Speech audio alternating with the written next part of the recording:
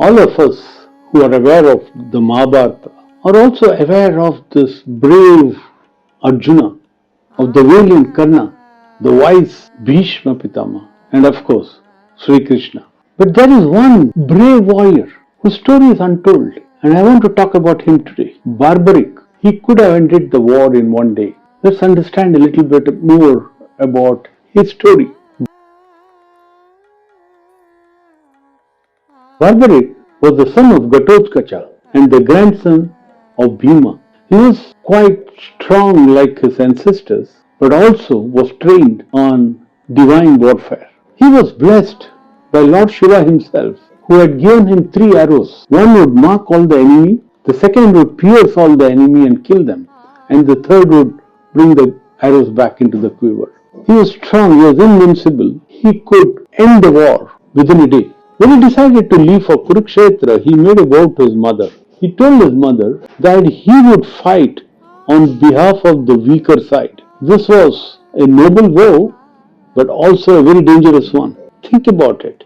If he was fighting from the side of the weaker army, he would demolish half of the opposition within minutes, and suddenly the other army would become weaker, and he would have to switch sides, and confusion would reign. As he was going towards Kurukshetra, Shri Krishna realized that this was very dangerous because this would disturb the balance of power during the war, and the very objective of the war, that is the good winning over evil, Dharma prevailing over the Adharma, would be lost. So he disguised himself as a Brahmin and went and stopped Barbarik on the way and said, "Do you really have those powers?" Barbarik smiled. He aimed at a tree. When one arrow went and identified all the leaves of the tree, the other went and pierced all of them. Sri Krishna realized the power of this man and the confusion he would create in the war. So he said, if you believe in Dharma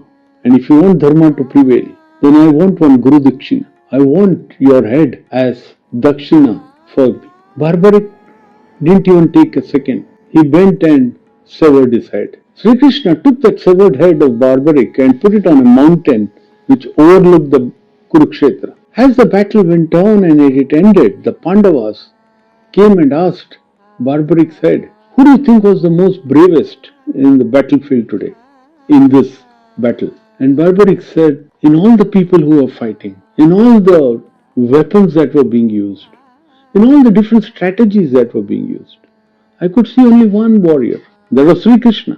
The story of Barbarik is not just about power, it's about selflessness, sacrifice, and the deep wisdom to recognize that sometimes not fighting is the greatest act of courage. He had the strength to end it all, but decided to surrender for the greater good. True warriors don't fight for glory. Sometimes they fight or step back for the greater good, for Dharma. Barbarik's head may have been severed, but it still watches over all of us, teaching us that greatness sometimes also lies in surrender, not necessarily in victory.